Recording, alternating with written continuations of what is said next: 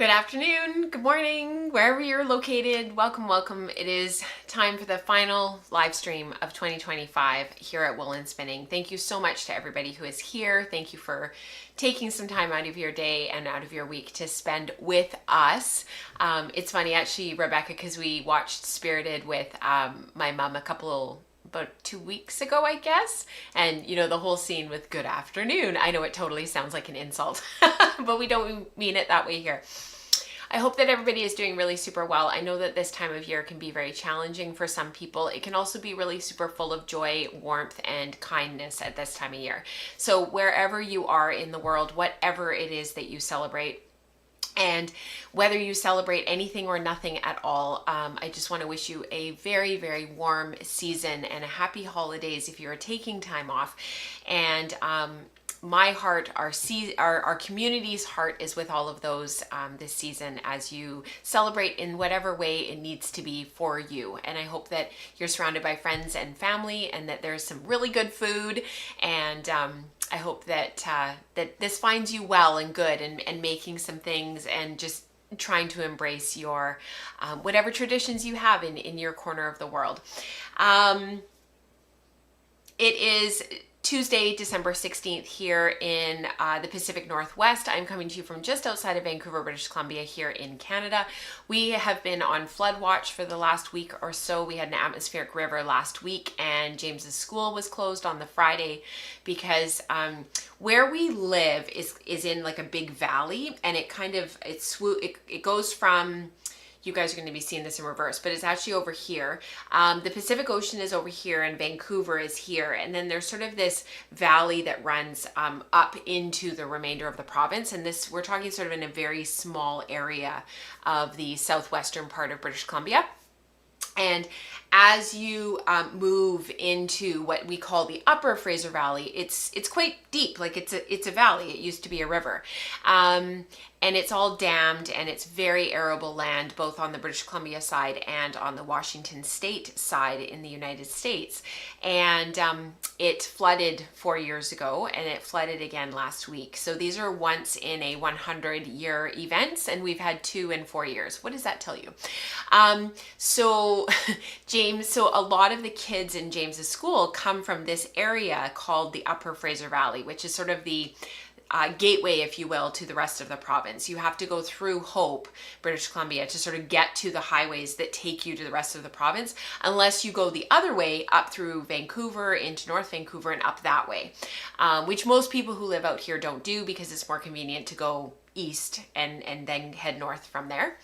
So because a lot of the kids from his school come from these places called Chilliwack and Hope, Sardis, Agassiz, there's Mission, there's all these towns out there that are steadily, like Chilliwack and Hope, are steadily becoming cities because they're growing quite a lot.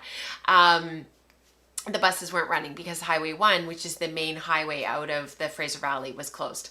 So it was closed in both directions, and the border was closed for a while because everything was flooded there too.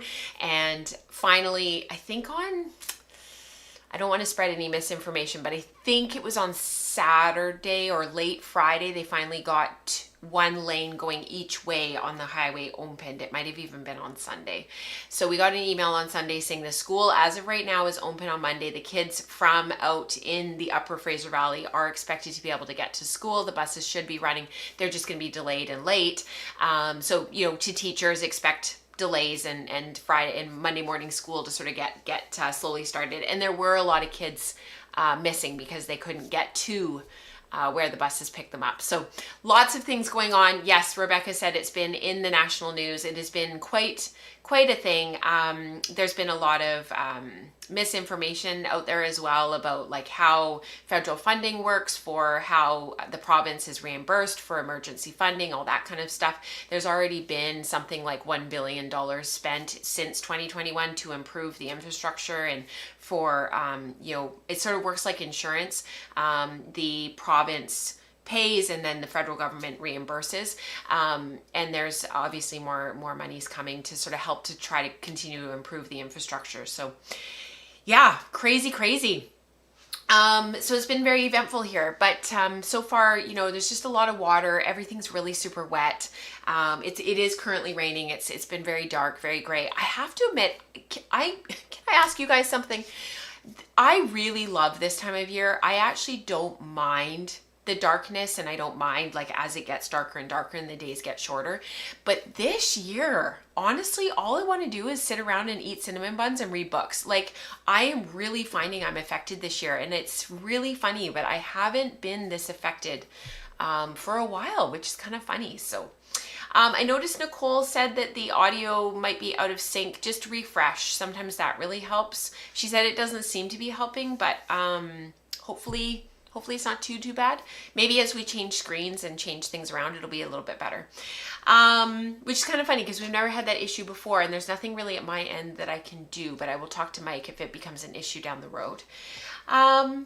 We have quite a few things that we need to talk about and cover. So the Vlogmas came out yesterday, episode 8 already. I can't believe it. There's going to be 14 episodes in total. The one that I made for yesterday was actually really fun to do. So it was tools with memory, and the prompt was to try to write from the perspective of one of your tools. So I had to figure out a tool that has been around long enough that would sort of be like that it would like have memory, that it had been around enough, and that it had been through some things. And my Susie it's just a sled dog. Like, she just spins and spins and spins and doesn't really, I'm not changing heads on her, like putting different bobbins and different flyers on.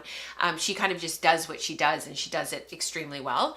So yeah, it's I ended up doing it from the perspective of my Lundrum, and somebody wrote on the YouTube channel that it was really fun. So thank you so much for the feedback and for the kindness. There are a ton of episodes up and coming still. We've got tomorrow's episode will go live in the morning, same. We've got some color stuff coming up. We've got sort of what does it mean to leave behind a legacy coming up. We've got some more discussion about craft and art, which is really funny because my mom was talking about it the other day after coming back from her art group. And I just didn't even engage. I was like, to be totally honest with you guys, I am so over this conversation about whether or not what we do is craft or art. Like, I have had my fill. We have had this discussion so much, and I am tapped. So I've started coming at it from a perspective of exploring our creativity. My mom said she loves my word that I use for, maker, making things, being a maker, engaging in our creativity in many different ways. So I talk about that in the vlog. We talk about slow work in a fast world. So what it means to be a slow maker, to go from farm to yarn to fabric. So I'm looking forward to these upcoming prompts. They're really fun, and they've been fun to make. So thank you so much to everybody who's commented, who has liked, who has shared. I really appreciate it, and it helps it to get it out there. I don't have any updates on our office and on the renovations because it's all electrical right now, which is kind of boring. I could take pictures of like electrical outlets, but honestly, they are quite boring to look at. So we will skip that this time round. I do, however, have a really big video to share with you. I mean, it's not very long. I mean, big in terms of the announcement that she's going to make. So I invited Rebecca to come on the show this morning to talk to you about her book. She has been working on this for the last several years. It has been a mammoth project for her. I know that it has been a source of inspiration and joy for her. It's also been a labor of love. And I'm going to hand it over to Rebecca to talk more about what she's been working on for you guys. So let me just cue it all up. It'll just take me a quick second. Hi, Wool and Spinning. If you haven't met me yet, my name is Rebecca, and I host the Wool Circle, which is the Wool and Spinning podcast that airs on off weeks from this live stream. Normally, I'm over there talking about spinning techniques. I'm spinning samples, and I'm teaching techniques. But today, Rachel has invited me to come on the main feed to talk about something completely different. For the last 3 years or so, I have been working on my first book of knitting patterns, and it's finally finished and available to order. My book is called Migraineur: Poems and Patterns on the Experience of Migraine. I've experienced migraines almost all my adult life, and starting several years ago, my time in bed with migraines started turning into creative ideas. If that sounds really strange, I want to invite you to take a look at some of the patterns in the book. Waves is a pretty straightforward expression of what it feels like to have pain on only one side of your head, which is a pretty common migraine experience. The two patterns which feature ferns, fern head and fern hands, were inspired by a particular kind of migraine pain that feels like it's tracing over the top of my head and then dripping down behind my eyes. The cover image is a shawl. Okay, it's more like a small blanket that is a literal giant piece of buttered toast. That's my favorite migraine comfort food. If you'd like to know more about the inspiration for each pattern, I've been writing about them over on my blog, osbornefiber.com. The book has 12 accessory patterns organized into 4 chapters, and each has 2 colorways. Now, this is a spinning podcast. What does this have to do with handspun?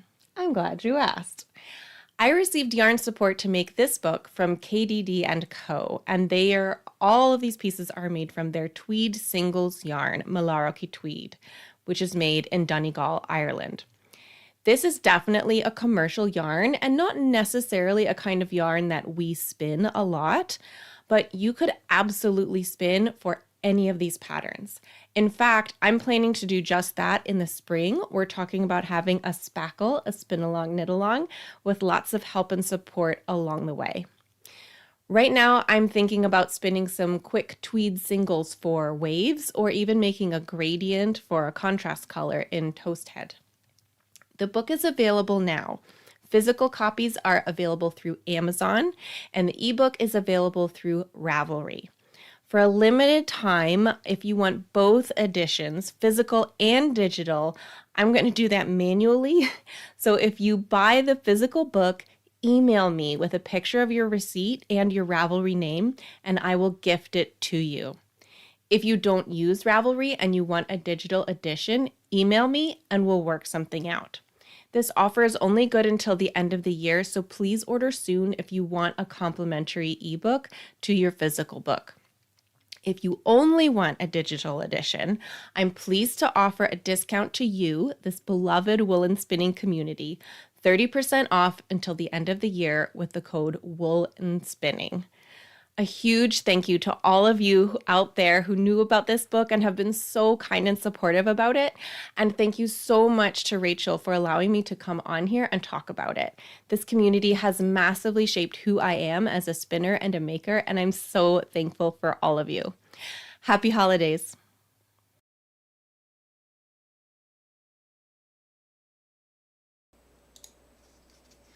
I am so excited for Rebecca, and well done and congratulations and all the things, Rebecca. We'll be excited to celebrate in the new year, to be able to have a spackle, spin along, knit along. People can choose what pattern they want to do, and we'll be working through all of that in the new year. So more to come on that. So thank you to Rebecca, and definitely check out her blog. She's has a wonderful way of writing and a very thoughtful way of writing, and it's always a pleasure to catch up and to read through it. Before we run all of the intro credits and kind of get into the body of the show, although it's not going to be massive today, we've got sort of some side quests to go down and some rabbit holes and whatnot. I wanted to mention really quickly about the radio show episode that has been released this month. It was another one with Crystal Hesser of Spin Up Girls. She does all of these amazing textured yarns. They're just incredible. And she came onto the show for December's radio episode, which is available wherever you catch your audio podcasts. And I'll throw a link in the chat for you guys for those who haven't listened to it yet. She came on and we talked about all sorts of things related to textured yarns. It was a really fun episode. Crystal is always such a pleasure to have on the show, and we're hoping to have her back in probably for February's show if my planning and everything goes well and goes to plan. So thank you so much to everybody for checking that out and for listening. We've had some really positive feedback about the radio show recently, and I really appreciate it. Before we get into anything else and we get too waylaid with everything, I just want to quickly run the housekeeping video for December so that those of you who are just catching up and want to know what's going on, that everything is there. I didn't update the video, but Color Mania was released on Friday from Dion, and you guys can go ahead and look in your feed on Patreon for those who are Patreon supporters, and you will be able to watch her spinDecember prep and what she's been working on and whatnot. It's a fun one with lots of background music and whatnot for you to work on your own stuff while you're spinning away yourself. So let's do that next, and then we'll get into the bulk of the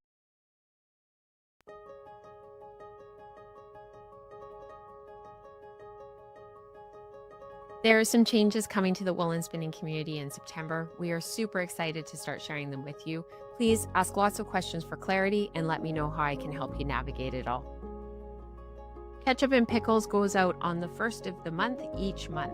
They contain all the links and announcements that you need to navigate content and events. Be sure to grab this post when you see it in your email inbox.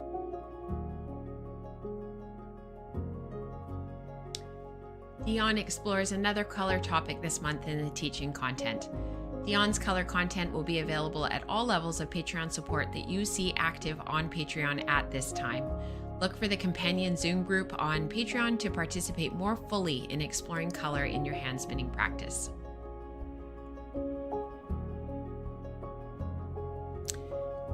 We're at a really exciting time with the Wool Circle because our Spinner's Book of Yarn Designs is starting the final part of our 2-year study. We will be looking at novelty and art yarns from now until Christmas. Please join Rebecca on the Wool Circle. Look for the free trial. Another module of Breaking a Braid for the Silk Circle has been released. Head to Patreon, log in, and watch directly. Enjoy!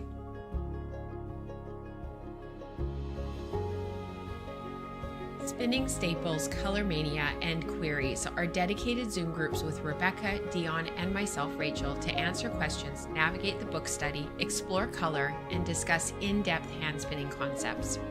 Access a dedicated community of spinners who are exploring their craft and inspiring one another. Our community groups meet informally throughout the week. Look for the Zoom link in Slack at the time of the meeting. These onboarding calls are an opportunity to ask questions, learn about Slack and Patreon, and get help navigating content. The post with the meeting link goes live the night before on Patreon. Everyone is welcome to join.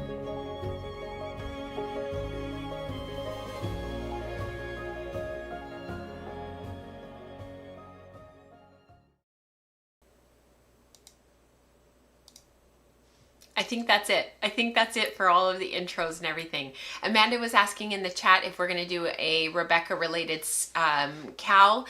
And the answer is yes, it'll be a spackle. We'll do it in the spring.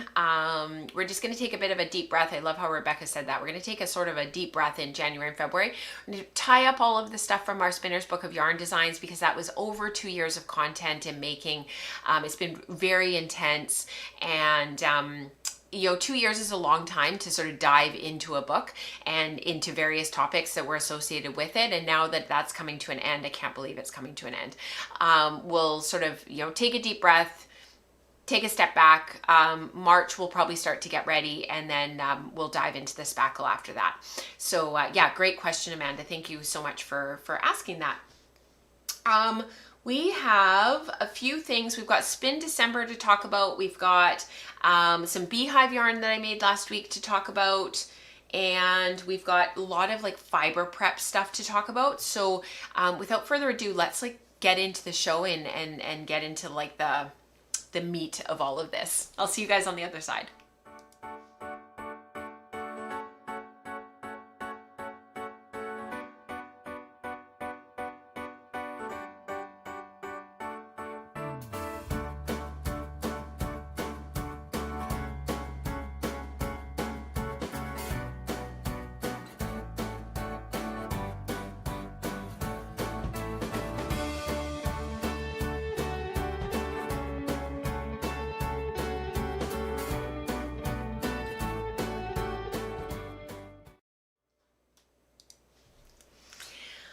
All right, I think what we'll do is we'll start with the beehives and textured yarn stuff that I was working on this past week, just mostly because it ties beautifully into the stuff that Rebecca has been doing on the wool circle. So it's kind of a nice place to start.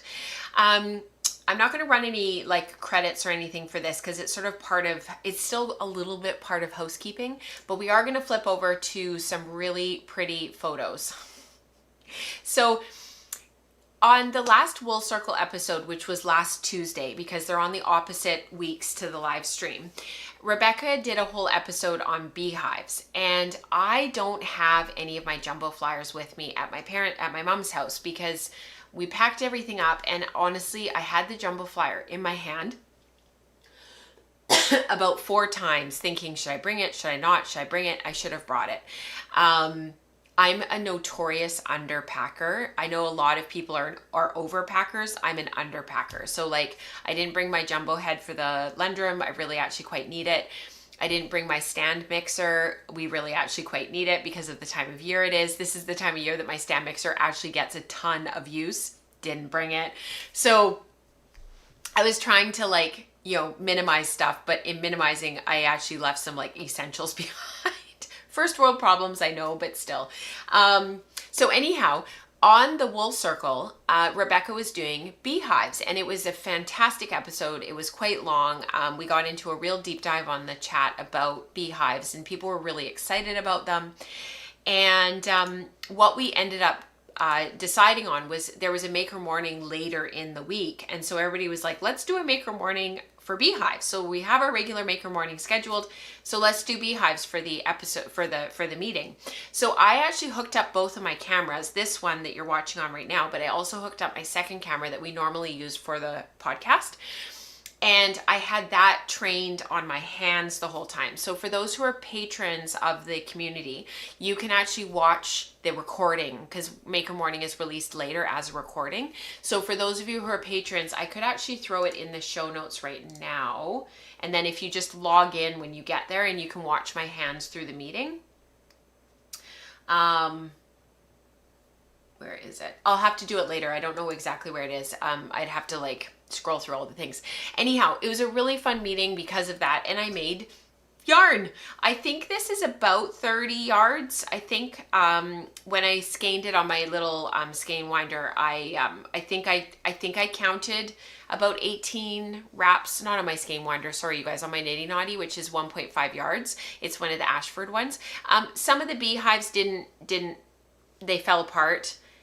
They sort of, because I didn't have my jumbo bobbin and they couldn't go through the guide unhindered, they got caught a couple of times, and by getting caught on the guide, they sort of got snagged and almost pulled. So that was kind of too bad, but it was a fun skein of yarn. They were kind of Christmassy colors.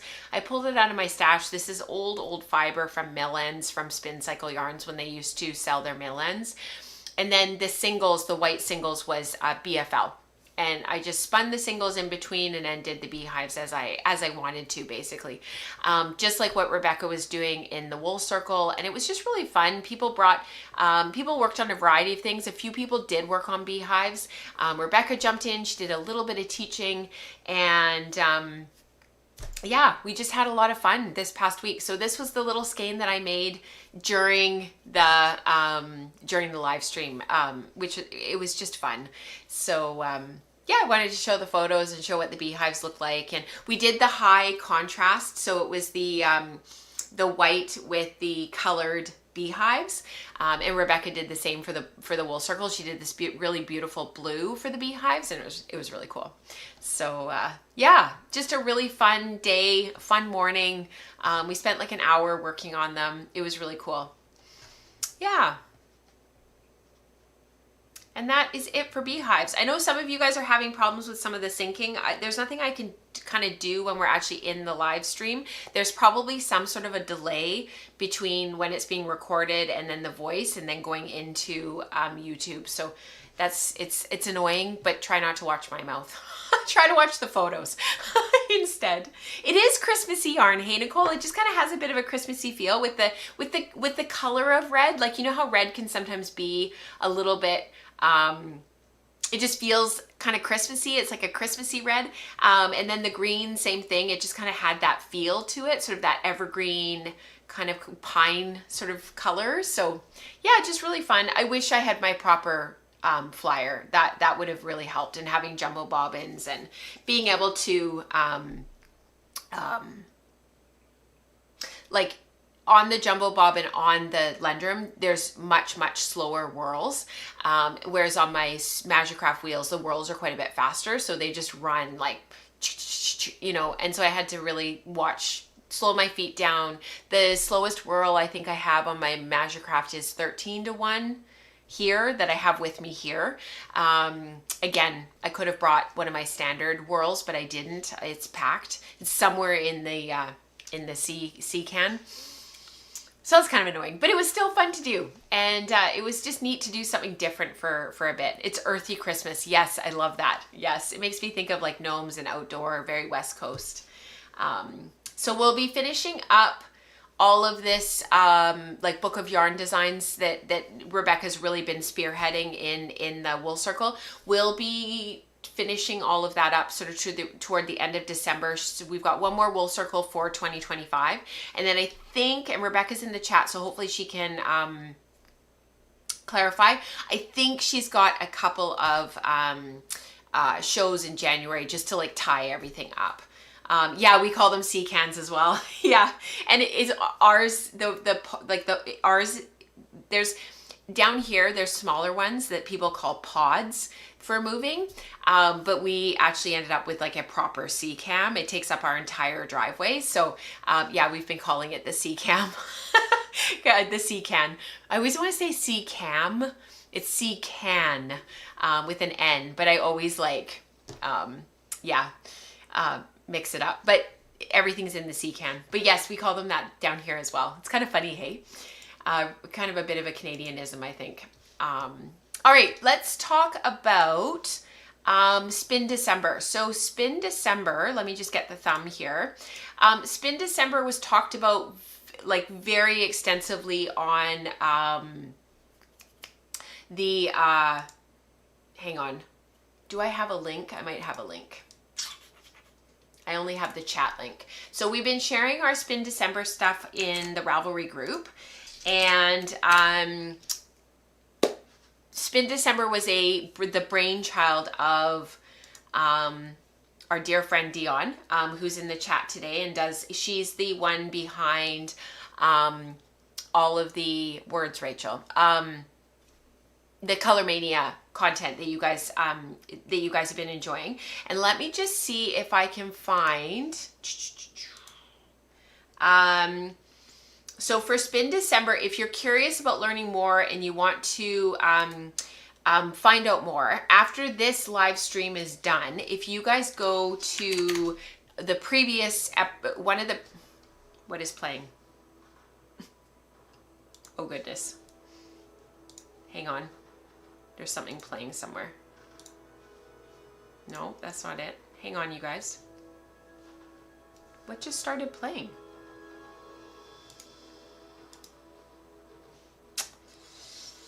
Oh, you guys, I'm so sorry. Something's playing in the background and I have to stop it. Oh my, I don't actually know if you guys can hear it, but it's like super annoying. Okay, there it goes. Oh my gosh, I've never had that happen before where something's just like randomly started playing and it's been like noisy and on.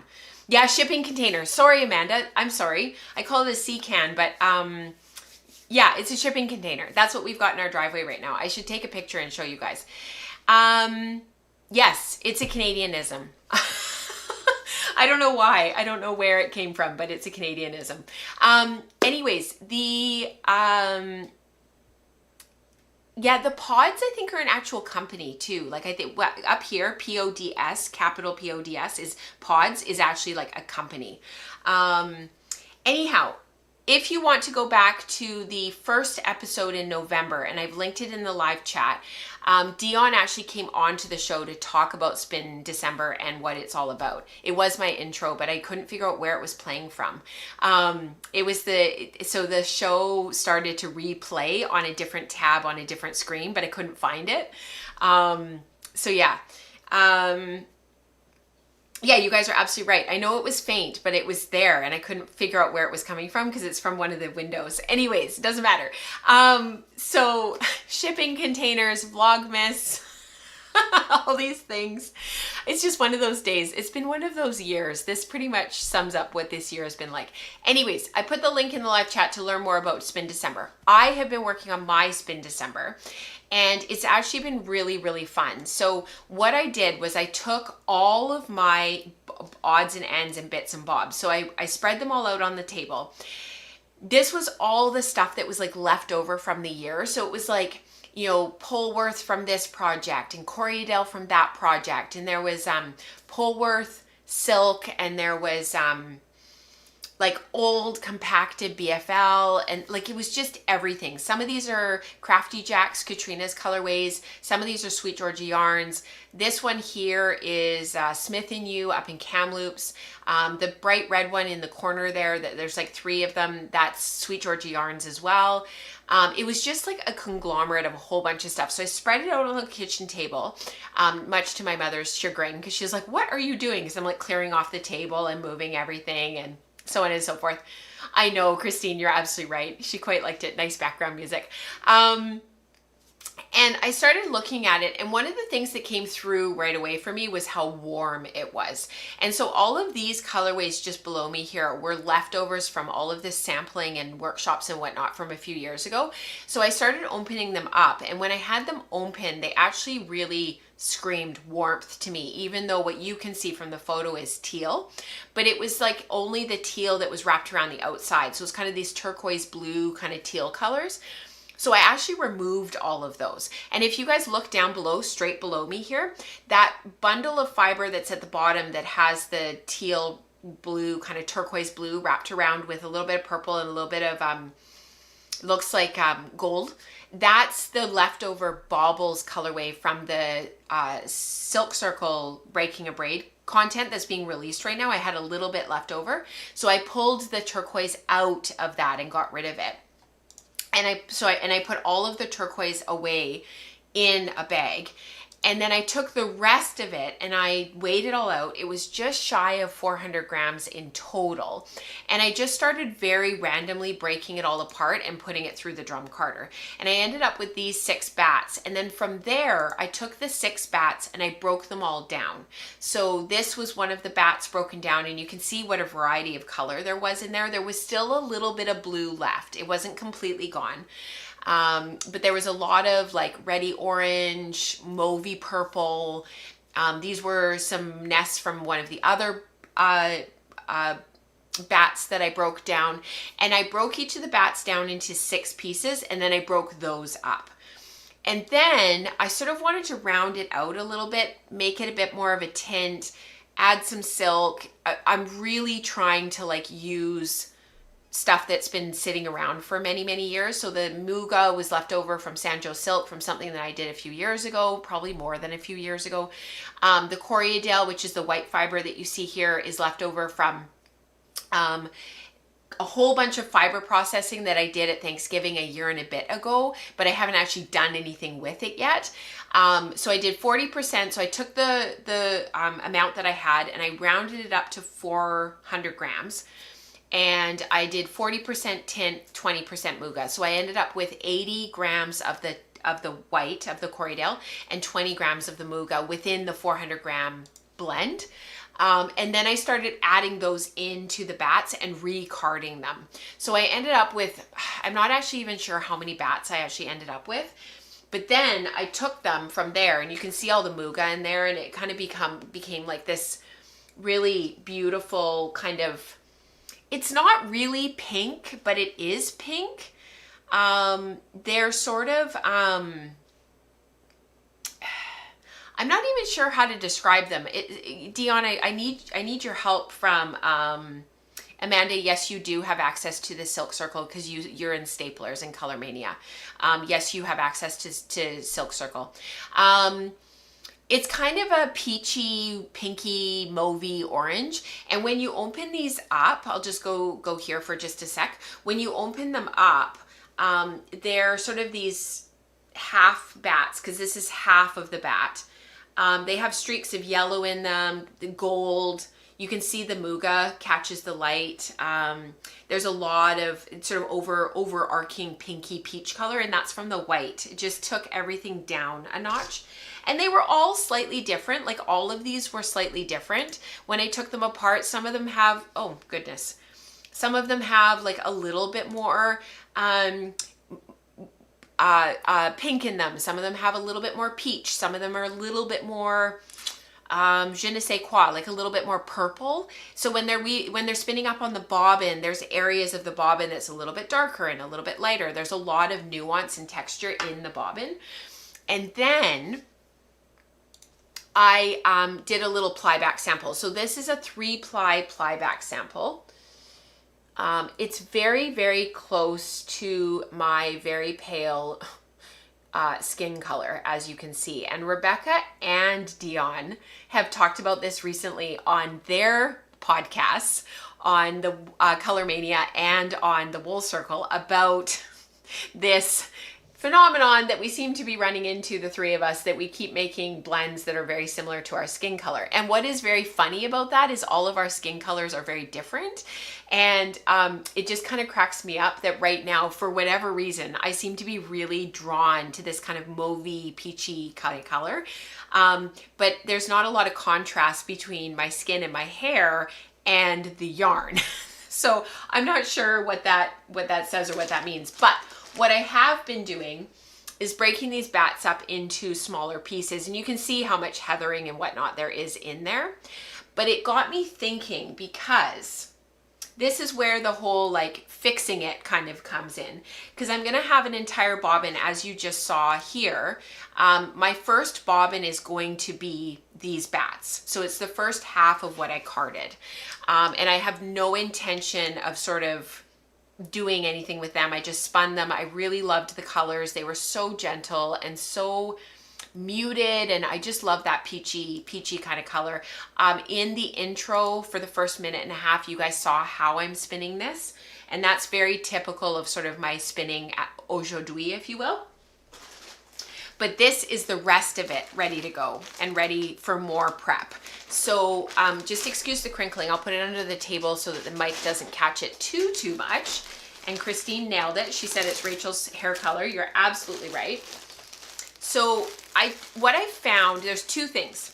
After making these bats and making the first batch and starting to spin, I wasn't super keen with how golden the muga was making it. It really took the intensity of the little nests from the original carded fibers. It took this intensity out by adding so much white and the muga. And it's funny because after the first pass where I just added the tint, it wasn't quite as toned down as this became. It was the muga that kind of pushed everything over the edge. So I decided to take the muga out, and this hasn't gone through its sort of final pass like what I was doing with this. These are kind of waiting for the next stage.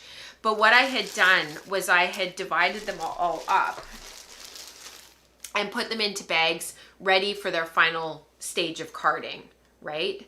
So these are all of the ones here, and then I had added the 40% into the bag that needs to be added, and the final two passes of carding needs to be done. You guys can see where this is going. But now I'm kind of wondering if maybe I won't, because I've taken the muga out. So now I'm kind of wondering if maybe I'll take the white out as well.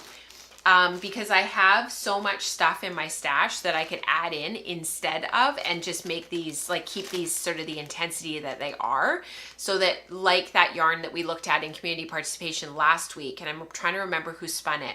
Was it Eliane? That had the 3 strands of the slightly different colors, and it made it so there was so much depth and so much texture to it while still being overall very homogeneous.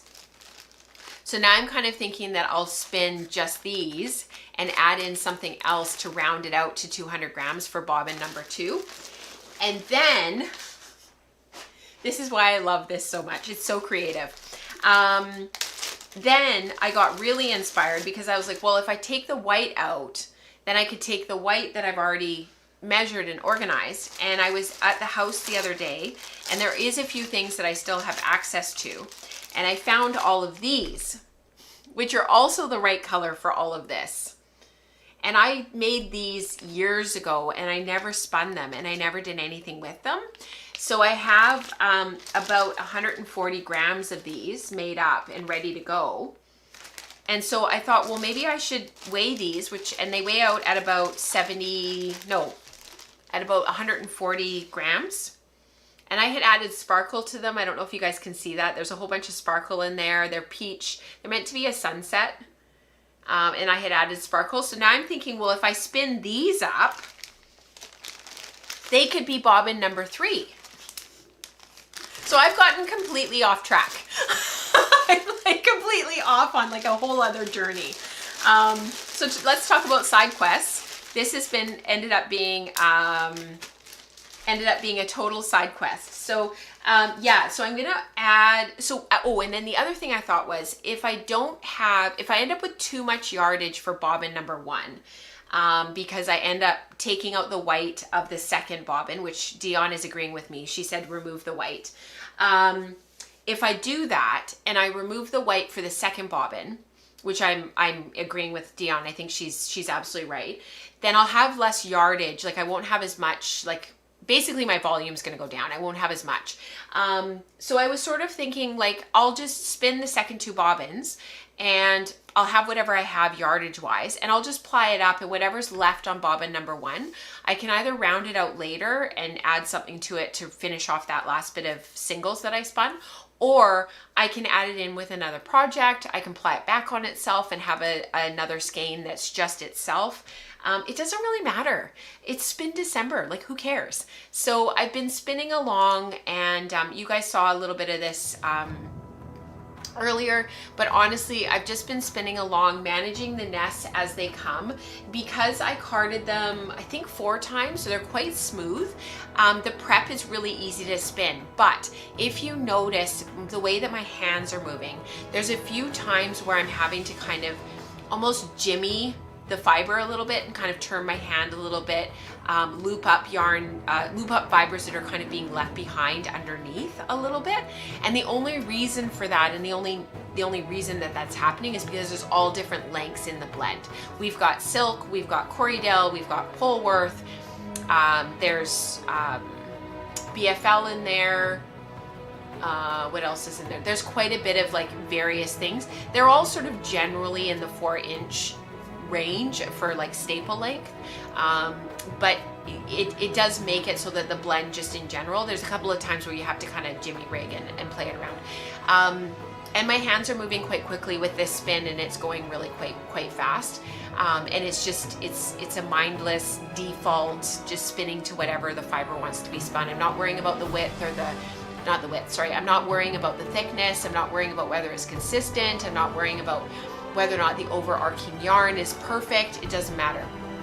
I'm just spinning, and the yarn itself will come out a little bit textured. It'll come out a little bit thick and thin. It'll come out a little bit sort of, there will be, nuances in it. And I don't know if you guys saw, but in the plyback sample, that's exactly what it looked like. There's some sort of, slightly thicker bits, where it sort of almost has like a slightly tweedy look to it. It's very, very heathered.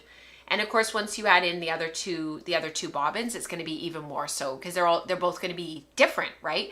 The Rolags are going to spin up very differently from how these initial bats are going to spin. And then if I leave the second bobbin really textured like that, and I take out the white, they're going to be even more textured and kind of have augment the textured attributes of this yarn. So I'm just having a ball. I'm just having a blast. And because I had to spin over the last couple of weeks, I have spun 12 little baby skeins and baby samples for an article for Ply magazine coming up in the new year, and these were incredibly time consuming to spin and ply because they all look exactly the same and they all have varying percentages of different things in them, and because of that I couldn't get them mixed up. So even though now that they're washed and finished and dried, I can kind of tell the difference. I honestly, when I was laying them out to get them organized, I thought that I hadn't done one, that I was short a skein because I had accidentally put one of the skeins in a different pile. So like these 4 go together, these 4 go together, and then you notice I put another 4 in a baggie, and I had 2 of these mixed up, and I thought that I was short one because they were so hard to tell apart. So very, very labor intensive, fiddly, not bad, just a bit fiddly. So I've been working on that. And then the other spin that I finished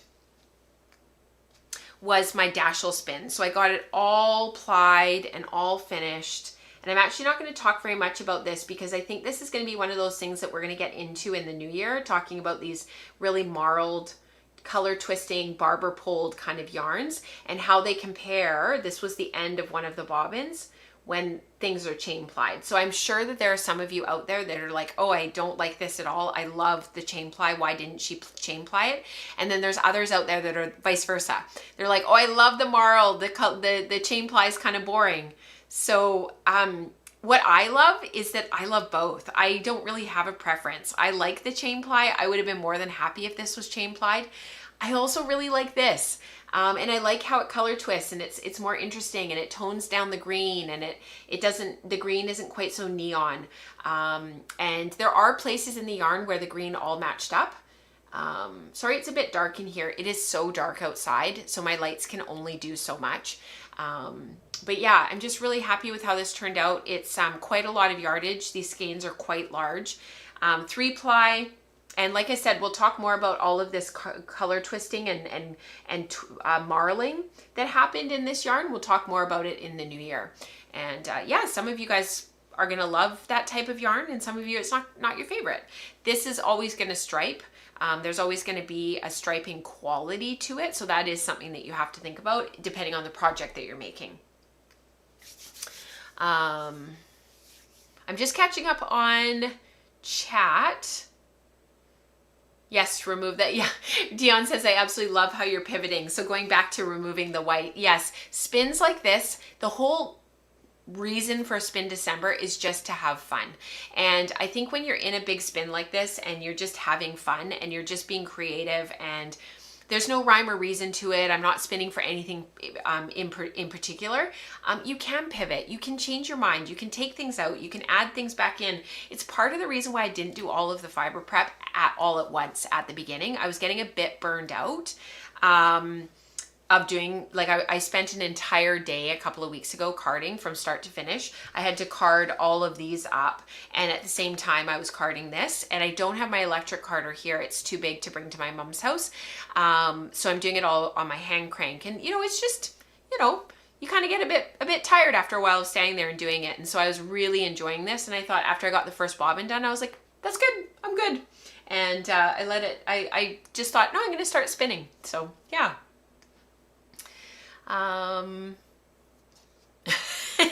Amanda says, I'm glad it's not just me with starting with an idea and ending with a totally different one. Yes, plus a head full of new ideas. Isn't that like a huge part of it though? Like you get halfway through a project and then you're like, oh, but what about all these other possibilities? I mean, that's the beauty of it all, right? I love it.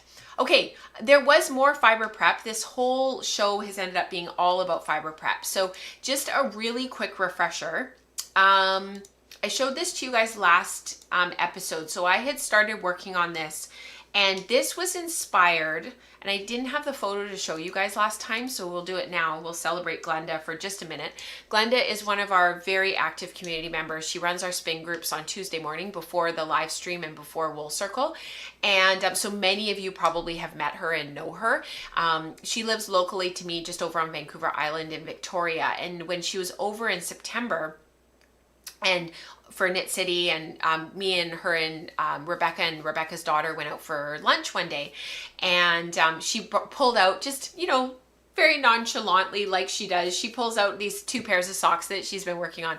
So I don't know if some of you will recognize, but the pair of socks that's underneath, that's right here, is actually the breed blending color study from 2025 that we did from Bramble Ridge from my friend Megan. So that's actually the BFL Mohair BFL Mohair Wensleydale BFL Mohair silk blend that we did, and those were the socks that she spun and knit, which are just, in real life, they are absolutely beautiful. But what got me really excited was the socks that are on top, that are on the far right. And so if you look closely at them, you'll probably recognize some of the colors that I was talking about and sharing with you last episode. So the one on the very far side is actually combo drafted. And that means that she took 3 of the colorways and she was drafting them all at once. And the one that's next to it, that's closest to me underneath, is combo plied. So she broke up the braid into the 3 braids all into bits and pieces and just spun one after the other and then plied it as a 3-ply. Her spinning is always just beautiful. And it's even and it's consistent and it always looks like commercial yarn. Glenda is so talented. She's a wealth of knowledge. And I saw them in real life and I just loved them. And so I asked her if I could kind of play a little bit of copycat, and she was like, absolutely, like I got the colorways from your Breaking Your Braid workshop, but I said also it's a really wonderful like opportunity to share with people how we can combine these colorways that many would not have put together in the first place. So this is Sweet Georgia Corriedale, and the top one is Patchwork Quilt. The middle one, there's a lot of fiber floating around. I think it's because I was unwrapping and undoing the nests and everything for spinDecember, and it's just put like a bunch of fiber in the air. So now I've got a tickle in my throat. The middle one is Storm Chaser and the bottom one is Snow Angel. And I was actually really well acquainted with these colorways because the top one, Patchwork Quilt, and the bottom one, Snow Angel, I used in Spin to Knit a Hat, which was a workshop that we released last year for the School of Sweet Georgia. And so Glenda had taken what was left over from the workshop that I taught a year and a half ago. From these 3 colorways, she had taken what was the remnants of them, and that's how she combined them for the socks. So that was why she needed the contrasting heels and toes and cuffs.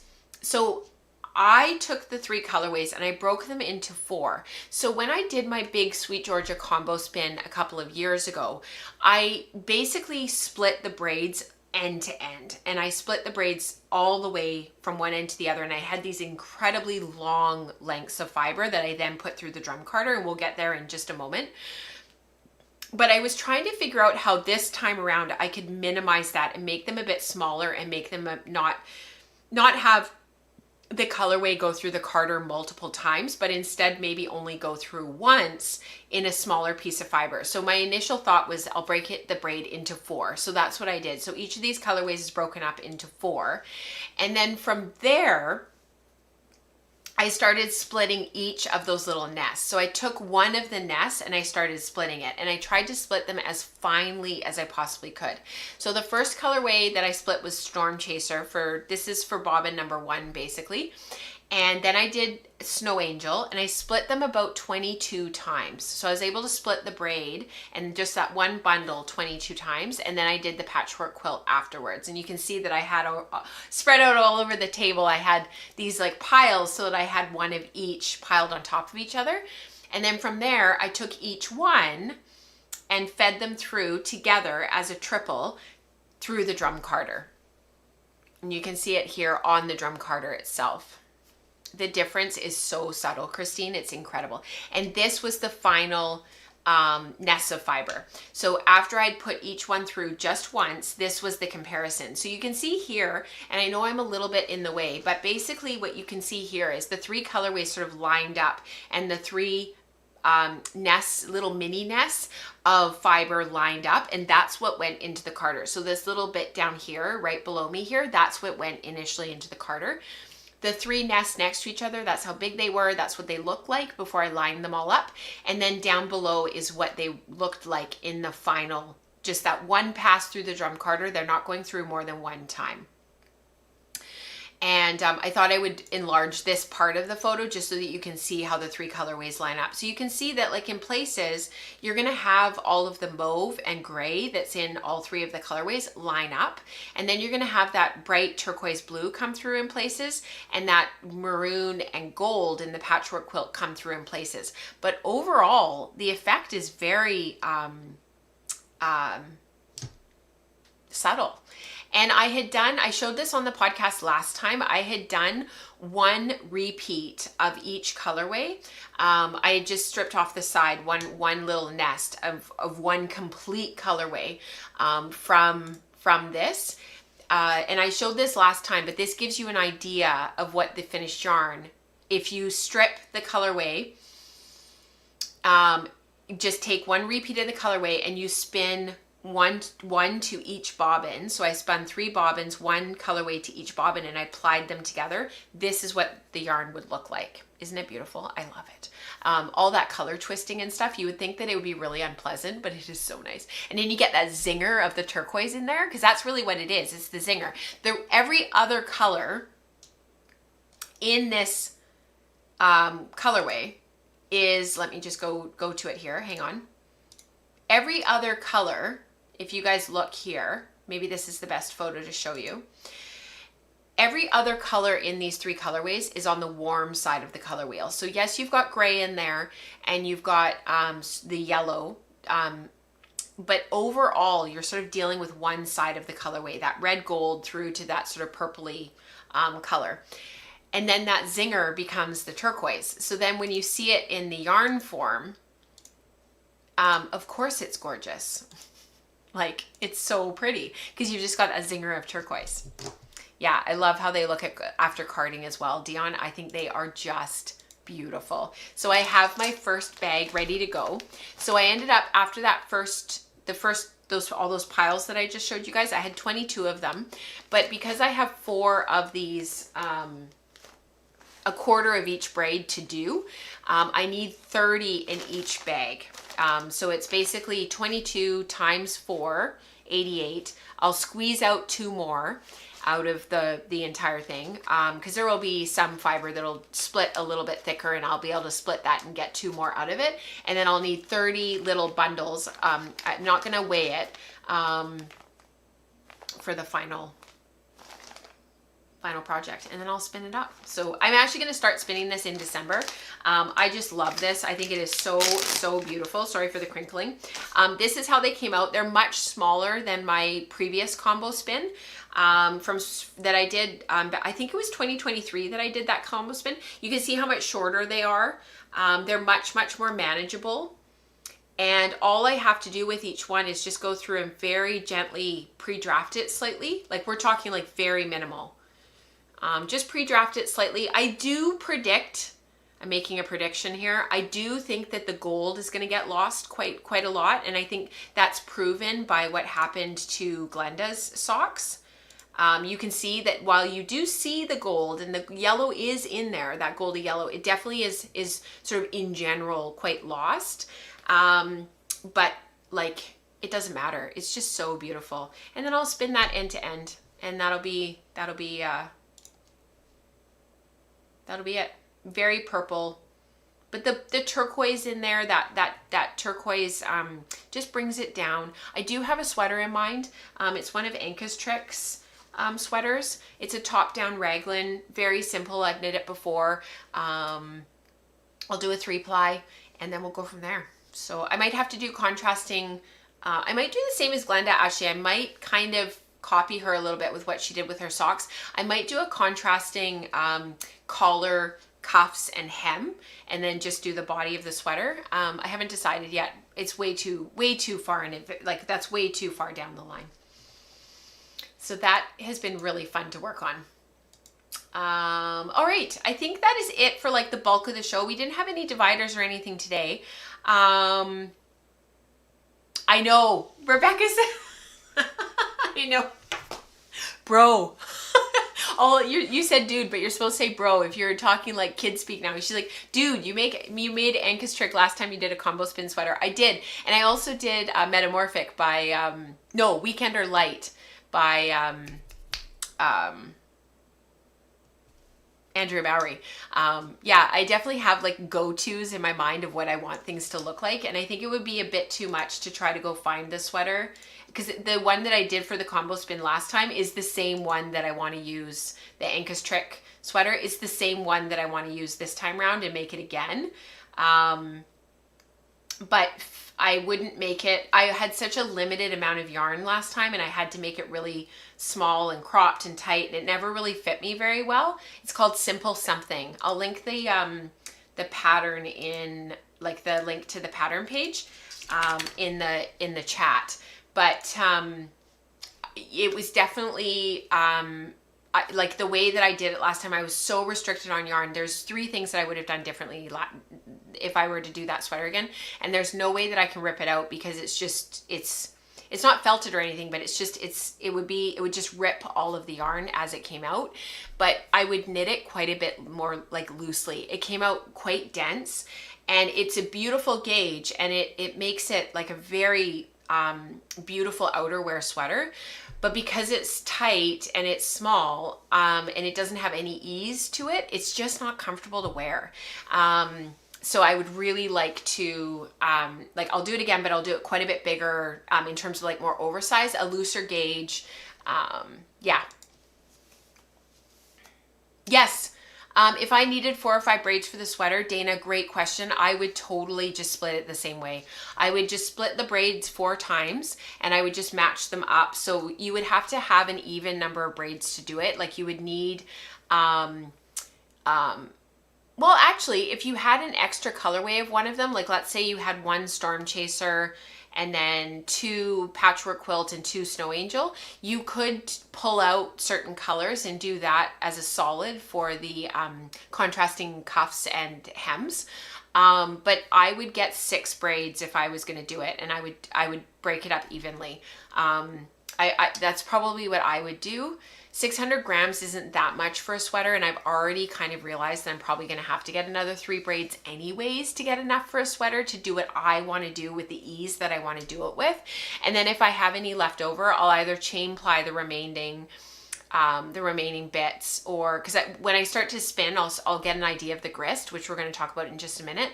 And then I'll know if I do need a full 3 more braids, which I think that I probably would. Maybe what I would do, rather than prepping all 6 braids all in one go, is I would prep the first 3 the way that I'm doing it right now, break them into quarters, and then prep each quarter. But then with the other 3 braids, I would maybe only prep half of them. So do like 2, like a quarter, 2 quarters of each, like, you know, a half. So I don't want to lose you guys completely. I know Dana's a really experienced spinner. She knows exactly what I'm talking about, but for those that I'm losing, I just want to share here. So you know how I initially broke up the braids into quarters like this? So maybe for the 3, if you buy 6 braids, instead of breaking it up so that you've got 8 of these, I would maybe do 6. So, and leave the other half of the second braids untouched until you know whether or not you need all of it. And if you know that you're going to need all of it right from the get-go, just steadily work through prepping it slowly. Yeah. Christine said she usually counts on 600 grams for a sweater, 400 for sleeveless, and 500 for short sleeves, which I think is that's a really great gauge. Depending on your size, depending on how big you are, depending on what you want for ease and how tight you want your fabric to be knit. Yeah. Oh, Kath had a question. What do you plan for your December spin yarns? I don't know what the purpose will be, actually, Kath. That's a great question. She said, I tend to struggle with playing because I usually spin for a purpose. So in this case, I'm not spinning for a purpose for spinDecember. So I think that's maybe partly why there's that license to play and change my plan and pivot a little bit, is because I don't have a plan. I don't know what I'll do with it. I'll probably, actually thinking about it though, because I love these colors, I'll probably do a shawl. I haven't knit a shawl in a long time. Yeah, so I hope that answers both questions. Keep asking if it doesn't, and we can definitely come back to that stuff later in the show, or save them for next show, and we can talk about it in the first episode of January. All right, let's do community participation, because I actually haven't asked anything. That was something that was posted by one of our patrons in the Slack channel, and I thought it was just a really great observation on her part, and I wanted to talk about it a little bit more. So get ready for a little bit of a technical talk coming up for 5-10 minutes, probably longer, because I know what we're like. And yeah, I'll see you on the other side. I am gonna run and use the washroom, because otherwise I'm gonna be sitting here fidgeting and having to go pee, because I have a bladder the size of a pea. Probably too much information, but if anybody has had kids here, you guys know exactly what it's like. And so if I'm not here when it gets back, I'll be back. It's probably because I'm washing my hands. So bear with me. I will see you on the other side.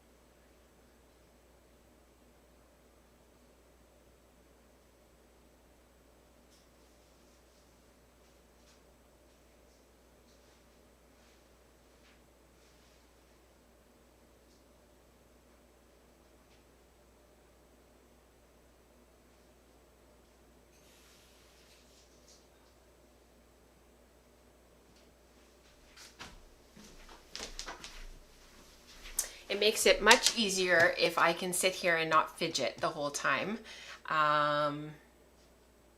when we are streaming. Okay, let me find my screen here. How is that? Perfect. Yay. Except that now I can't see anything. Hang on. Okay. Christine.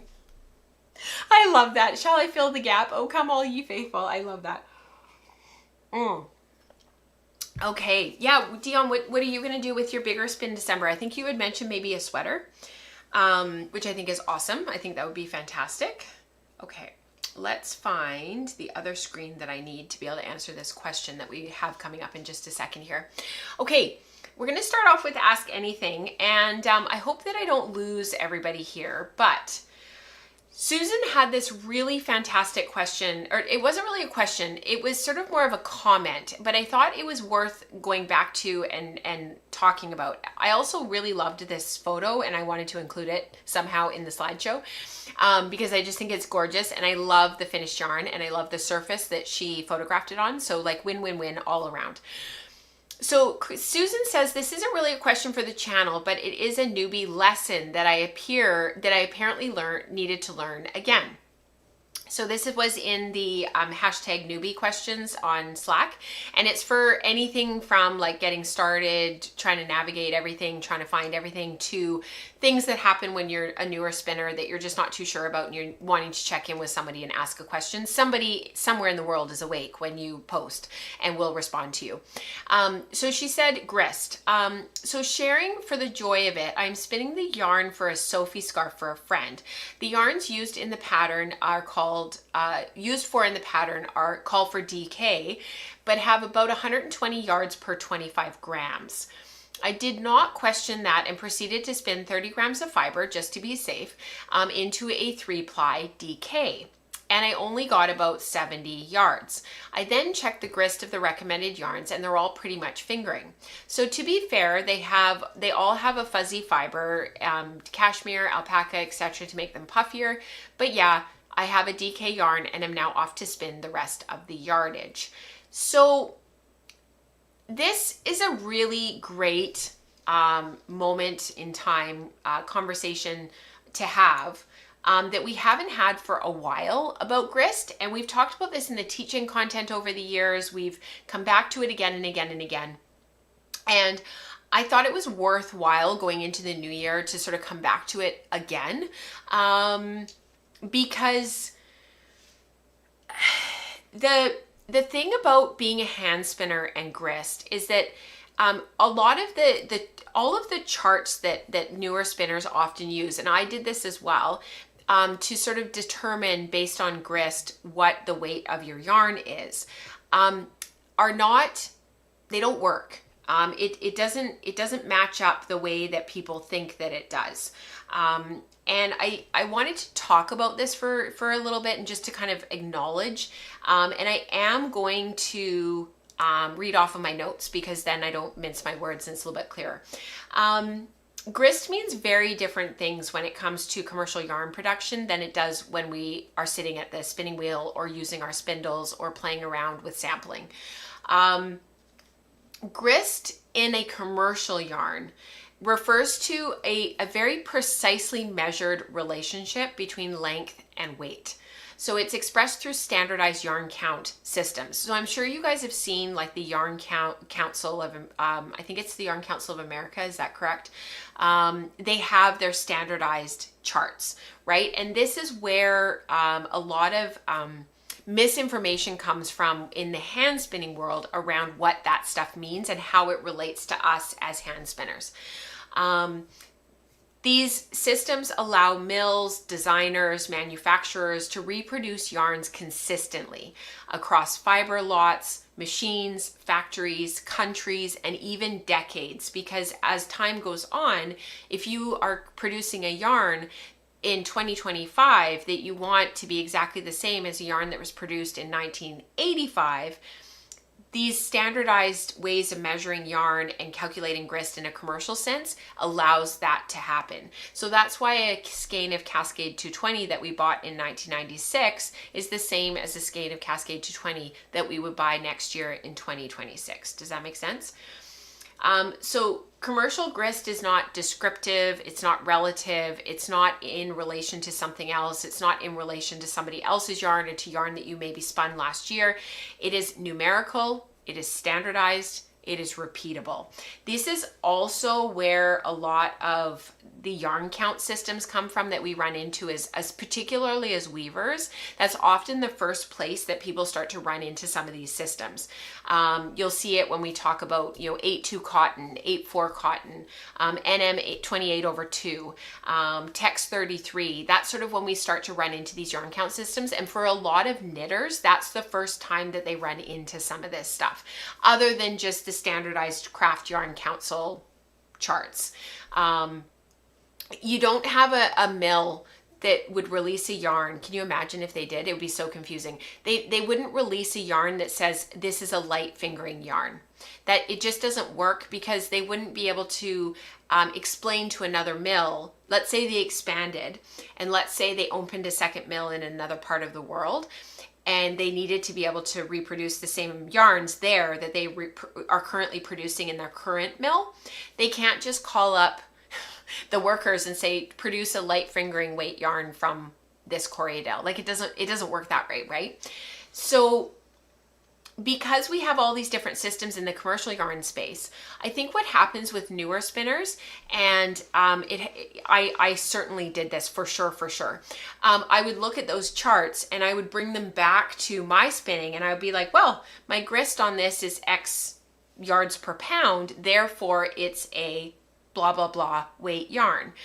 And the thing is that it doesn't really work that way because as a hand spinner, we are, we can introduce different amounts of air. We can use different fibers. Susan even mentions that in the post that there's fuzzy fibers in there like cashmere and alpaca.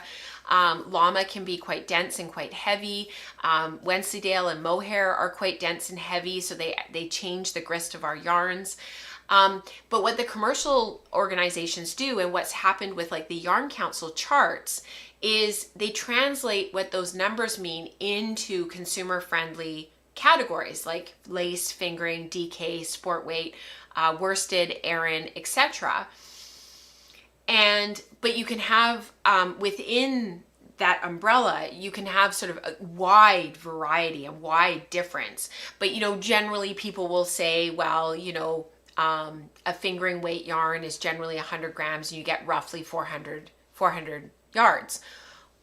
Yes, in the commercial yarn space, but that's not necessarily going to happen for the hand spinner. And this is where it gets a bit confusing for for newish spinners and for people that are trying to figure out how they can use grist for themselves and why grist is important for themselves. And that's why I loved what Susan wrote, and she's actually in the chat today, which is wonderful. She said her fiber, oh, sorry, Susan, I thought I misread your what you wrote in the Slack channel. She said her fiber blend is actually a mix of merino and bamboo rayon. So it was the opposite of fuzzy. Sorry, Susan, that's, thank you for clarifying. So hand spinners, we don't need to use these grist charts. We don't need to necessarily, we actually can't, because we're not machines. We can't standardize and use standardized charts of grist because we don't have the rigor, like we don't have the machine ability to be able to reproduce these yarns on a commercial scale. We have a different measurement culture. So our culture of measuring is relational. It's experiential, which means experimental. Sorry, I'm having difficulty speaking, and it's context dependent. So we can have we can use yards per pound or meters per kilo, and we can say like how many yards per pound is that in the yarn in our finished yarn. And I will often share those numbers on the podcast, particularly years ago when I was first getting started and trying to understand the grist of my yarns. But more often, questions that are more helpful for us to ask is, how does the yarn behave? Does it suit the fiber? Does it work for the project? Is it balanced when it's plied post washing? How does the fabric feel? Are you getting a fabric that you like, that knits up to the gauge that works for you, that works for the pattern, that works for the yarn, that gives you the hand that you want? And that is part of the reason why in our community we talk all the time about using our hand spun. It's not because you have to. It's not because the yarn can't not be the project. But if you want to use your yarns to truly understand them, you have to knit with them or weave with them or crochet with them. So we use things like wraps per inch to figure out where you want to start with needle size. We compare our yarns to other yarns that we've already spun and other commercial yarns. We use our skein weight versus our yardage to give us a rough grist so that we know how much fiber to buy and how much fiber we need for our project. Can we use the needle size called for in the pattern to achieve the fabric that we want, or do we need to change our needle size? Do we need to add a singles to round out that 3-ply into a 4-ply to give us a little bit more density, to give us a fabric that we want? Do we need to actually maybe take a singles away and the 3-ply becomes a 2-ply, because that will give us gauge? And then of course the tactile density, what does it feel like? Is it really stiff and heavy, or is it light and airy, like what we were going for? For a scarf, for example, I would assume, and Susan, because you're in the chat, you can definitely chime in. You probably want a scarf that's light and airy, that's going to fit around your friend's neck in a gentle way. It's not going to be heavy and drapey. It's not going to weigh them down. It's not going to sort of fall flat and not have any bounce or spring to it, which is a wonderful, the blend that she's chosen with the merino in there. And I love these colors and how they spin up. That's going to give the bounce that you want for a garment like that. But until you knit with it, you don't really know what your gauge is, and you don't really know how that matches up with the pattern. The other thing to talk about with grist and tactile density is there's a lot of yarns out there by knitwear designers that are being pushed to be different weights of yarn. So they're knitting them a DK at more of a sport gauge, or they're taking a fingering and they're holding it with another yarn and they're knitting it at a DK. There's a lot of like boundary pushing in the knitwear world right now, which I think is wonderful. Don't get me wrong. I love that that's going on. But as a hand spinner, until you knit with it, you don't really know how your yarn is going to act and what it's going to do. Think about fiber variability. Think about what your end use is going to be.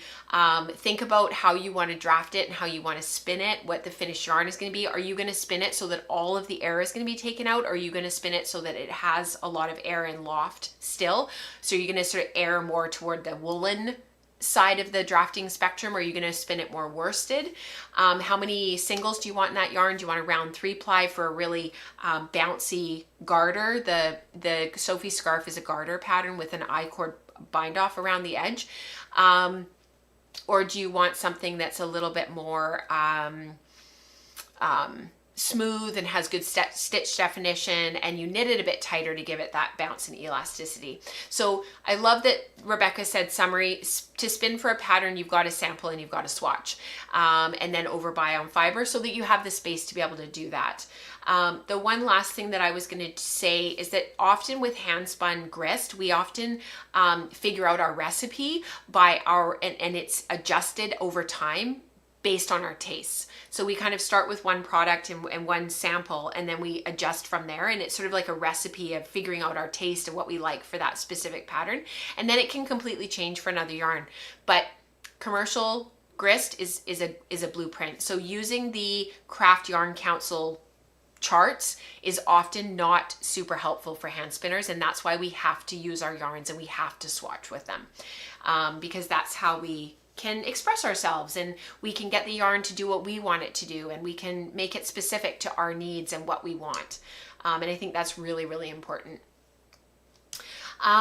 Using grist, the other thing that I was going to say is that when we start to be able to estimate our yardage, because our grist and our spinning becomes more consistent and we know our grist for a specific pattern, it allows us to approach our projects with greater confidence. And as you learn how to use it for yourself, and you know that you've bought enough fiber because you've got this project in mind, and you know you've got enough, and you've done your sampling, and you know which way that you're going, there's no more like, oh, it's close enough, or I'm sure it'll work out, I'm sure it'll be fine. Your choices become more intentional, and it becomes a little bit more structured, and you feel more confident going into your project. And that's part of moving from being, you know, a true beginner into an intermediate beginner, and then of course over time into becoming a master. And it just takes time. I loved this from Susan because it is so timely, and it is so important to remember and to broaden the conversation. And for those especially newer spinners that are still learning all of this stuff, it's really important to differentiate between these charts that are out there that are standardized, and really kind of throwing them out for a hand spinner. One of the things that I did years ago when the podcast was relatively new and I was still getting my feet wet and sort of trying to come up with some standardized language for myself to be able to talk about this stuff with you guys, is I started writing it all down and comparing, like, you know, this yarn is this grist, and this yarn is this grist, and this yarn is this grist, to give me an idea of kind of where my yarns fell, and if I was spinning sort of my default spin, what that would sort of generally look like and how much fiber I would need in a general sense. And that was really, really helpful. So, all right, I would love to create a standardized chart for hand spinners, Susan. I actually thought about doing it for my master spinner project when I was working on my master spinner, but doing it for my yarns that I want to knit with, and then doing it for my yarns that I want to weave with. But the problem is you have to do it individually and do it for yourself, because your yarns are different from my yarns, and my yarns are different from Rebecca, and Rebecca's yarns are different from Dion. So we all have to do our own, which makes it so complicated. So I hope this was helpful, and just keep the questions coming, and we can keep coming back to it in future shows. All right, spinDecember. People have been busy, which is really, really fun. So this was from Rebecca, spinDecember round 1. She was working on this during Maker Morning a couple of weeks ago. I loved the colors that she worked on. And then she kept going with it, and this was her second spinDecember offering. About 400 grams of very dense whole board. I still don't know how you did that, Rebecca, that you got all of it off of the board. In these Rolegs are so dense, and they're probably so heavy, but they're grays and earthy tones. This also reminds me of an earthy Christmas colorway. Just beautiful, and I can't wait to hear Rebecca talk on the Wool Circle in a couple of weeks about spinning these up. Just to remind everybody, because it runs right into their Christmas celebrations, Rebecca will not be hosting the Wool Circle next Tuesday. It's going to be postponed to the Tuesday after December 30th. So she'll be talking about how these all spun up in 2 weeks from now. So no live stream next week, but people will be spinning and hanging out in spin group for as long as they want that day. I'm hoping that I can join a little bit later. I have a Christmas breakfast in the morning with my two girlfriends I grew up with. We try to do it every year when everybody's home and in town.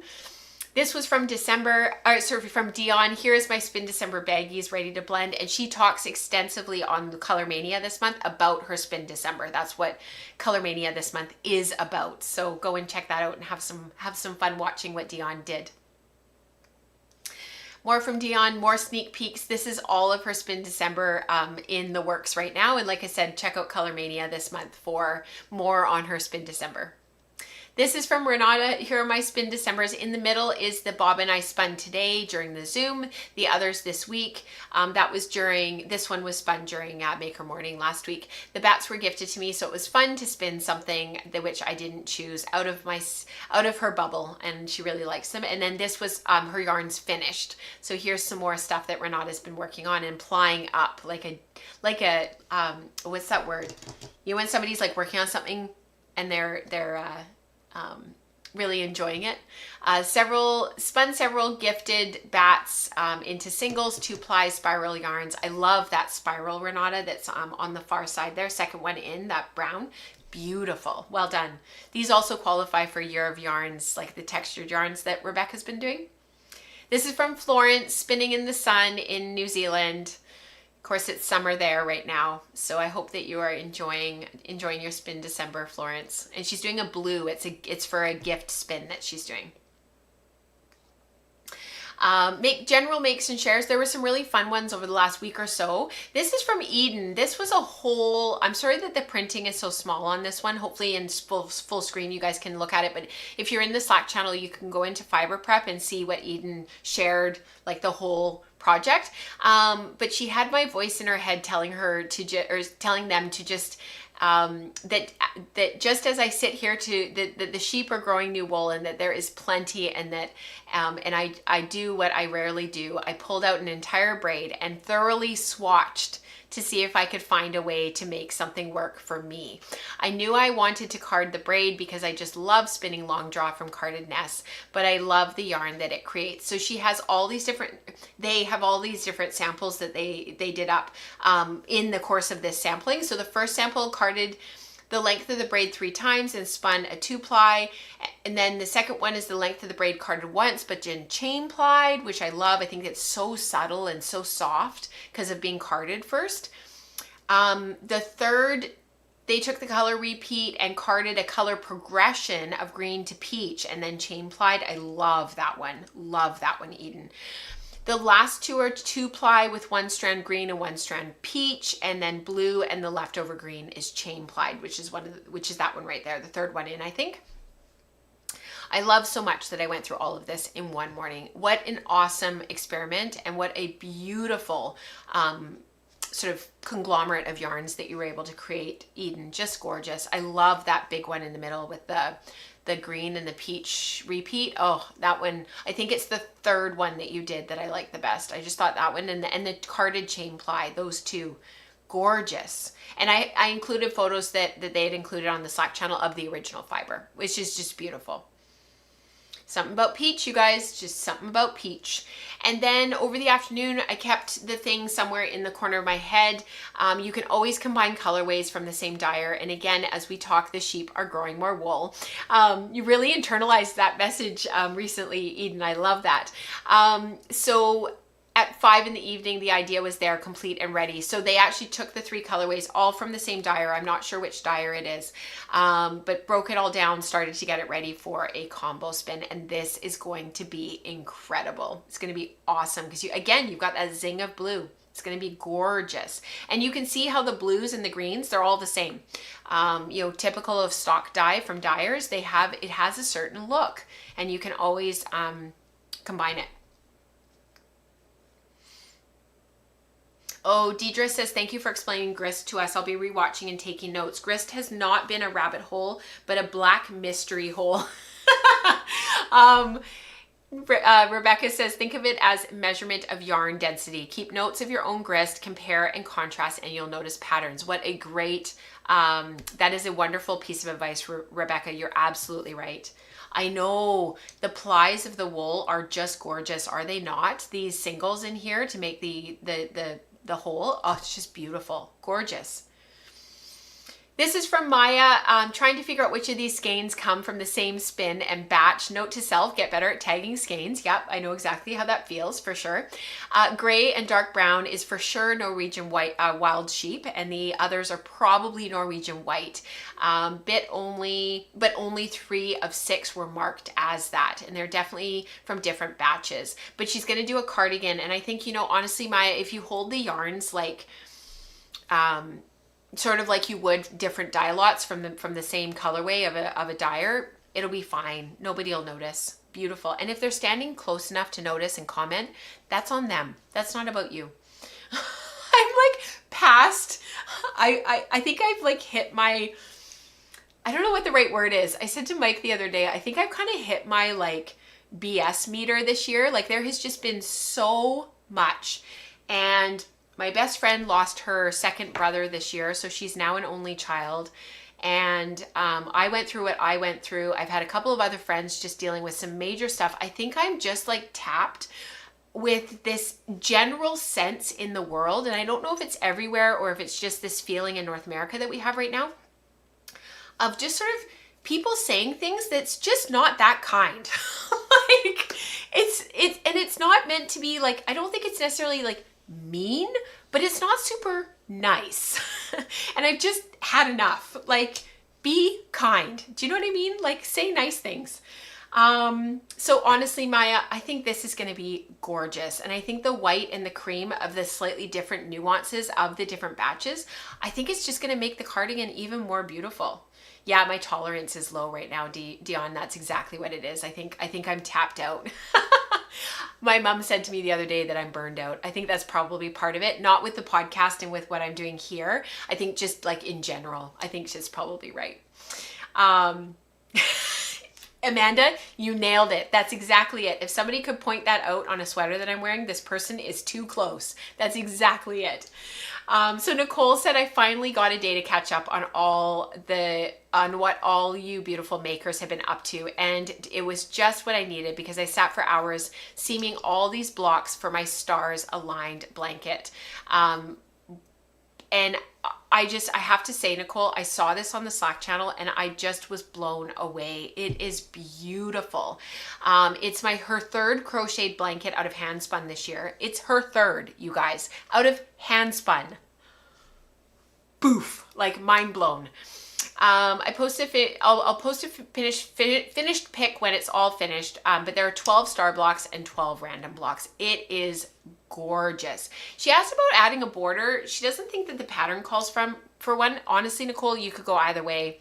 A border would frame it. It would be beautiful. No border would also be beautiful. You could always just do a crocheted edge around the edge, like a single crochet just to finish off the outside. So not really a border, but just a finishing. I mean, it's gorgeous. What a beautiful, beautiful work.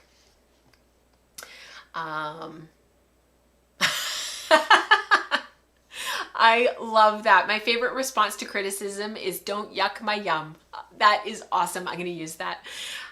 This is also from Eden. They were really inspired by Nicole posting her crocheted hand spun blanket. And so she had crocheted the squares knowing full well that they wouldn't end up the same size because I was using all leftovers that I had and went well knowing that I didn't like how they would look if I just randomly put them together. I know exactly what you mean, Eden. I think sometimes when you have squares like this where you have so many, when you just put them randomly, it's very difficult for the eye to find anywhere to like land on. So I think by organizing them like this into it is a rainbow, but it's sort of a it has like a very, very gentle gradient feel to it. It's beautiful. It just gives the eye somewhere to travel. The eye now is able to travel either from the top left to bottom right because of that sort of bluey greeny purple that runs through the middle. It gives the eye somewhere to travel, but then you have that pop of red and that gentle place up here in this corner as a place for our eye to land. It's just gorgeous. They spread everything out, arranged it, stacked the squares of each row into a bundle to start to put them all together. She started giving each square a gray border and connecting the squares as they go. It's so much quicker than I thought it would be. I feel like I barely spend time on it at all, and I have an entire row done. That is awesome. I can't wait to see it finished. Yeah. This is from Flavia. This was posted on the Ravelry group. Inspired by Shetland lace knitting, tried to spin and knit these samples of real gossamer lace from Shetland wool in the UK. Here is my progress. That is beautiful, Flavia. This skein here is just stunning. And then to see the lace samples knit up, I mean, wow, just beautiful. That gossamer lace, there's just nothing like it. It's so beautiful. Amazing. There was a little bit of fiber prep this week, and I wanted to show this to you because Barb just did a beautiful job of her Shetland bats.